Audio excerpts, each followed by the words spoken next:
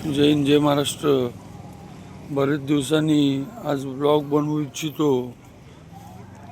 आज आपल्या गावाचं तुम्हाला मी एक महत्त्वपूर्ण माहिती देऊ इच्छितो. जे टुरिस्ट येतात आपल्या गावात, सकाळी सकाळी पहाटे येतात. रूमाचा विषय हे विषय त्यांच्या तोंडात असतो का की ते 4 दिवस अगोदर आपले खास मित्रांचे जे कलिग्स आणि जे मित्र होते ते ताम्हाणी घाटात त्यांचा मृतदेह सापडण्यात आला. 2 दिवस अगोदर त्यांचा ॲक्सिडेंट झाला होता ताम्हाणी घाटामध्ये. असे हे मुलं ते 20 ते 25 एजचे होते. त्यांचा जीव जाण्यासारखा नव्हता. पण हे जेवढे पण पॅरेंट्स आहेत जे मुलांना बेफिकीर पाठवतात पुण्यावरनं किंवा कुठल्याही एरियामधनं, त्यांना एक सांगू इच्छितो की आपल्या मुलांवर दाब ठेवा. मुलं कितीही मोठे पैसेवान असत तुम्ही, पण मूल एकदा गेल्यानंतर तो परत भेटायचा नाही.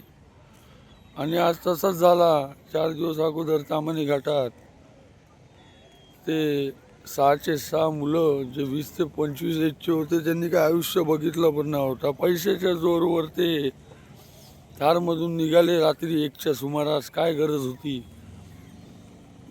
आणि ताम्हाणी घाटात आमच्यासारखे लोकांच्या गाड्या घोडे जात असतात, तरी आम्ही रात्रीचा तो प्रवास करत नाही. रात्री झोप मोडून 1 वाजता तुम्ही कोणीही सांगितलं नाही की तुम्ही एवढा रात्रीचा प्रवास करा. आणि रात्र प्रवासासाठी नाही, झोपण्यासाठी बनवलेली आहे देवानी. तर सर्वात महत्त्वाची गोष्ट की आपले जे पॅरेंट्स आहेत, जे मुलांना बेफिकीर सांगतात की जा बाळा कर एन्जॉय, हे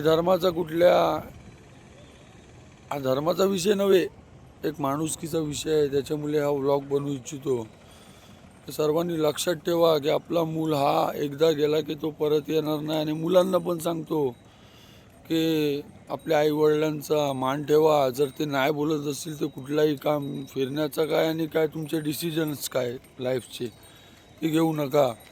का की त्यांचे पुढे गेलात म्हणजे तुम्ही देवाच्या पुढे गेलात, आणि देवच्या पुढे गेलात म्हणजे तो तुम्ही राक्षस या विषयामध्ये जमा झालात. करा एन्जॉय, तुमची लाईफ आहे, पण आईबाबांना विसरू नका. आणि जो विषय आहे तो मी समोरासमोर सांगतोय, मी कुणाला घाबरत नाही. तो विषय जो मी आता हरणे मच्छी ऑक्शन मार्केटमध्ये आलेलो आहे, हा माझा गाव. मला जगायचा पण इथे आहे आणि मरायचा पण इथे आहे. पण माझी ही जन्मभूमी.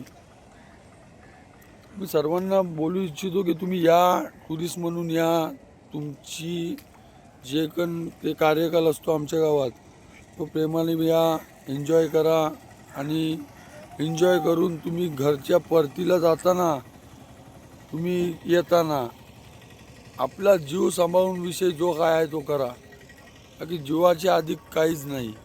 मला खूप वाईट वाटलं की जे 20 ते 25 वयाचे जे 6 तरुण होते ते जीव गमावले त्यांनी आपला. आणि त्यांच्या आईबाबावर काय परिणाम होत असतील ते आपल्याला माहीत नाही, पण त्यांचं दुःख आम्ही घेऊ शकत नाही. माझे आईबाबा असो की तुमचे आईबाबा असो की ते 6 मर्तिक मुलांचे आईबाबा असो, कुणाचंही दुःख आपण वाटून घेऊ शकत नाही. ही सर्वात मोठी साईन मी या ब्लॉगच्या माध्यमातून देऊ इच्छितो. सर्वांनी लक्षात ठेवा, हा विषय जो मी सांगतोय की लाखाची गोष्ट फ्रीमध्ये मी करतोय आणि आम्ही अनुभवलेले विषय आहेत. जय हिंद, जय महाराष्ट्र.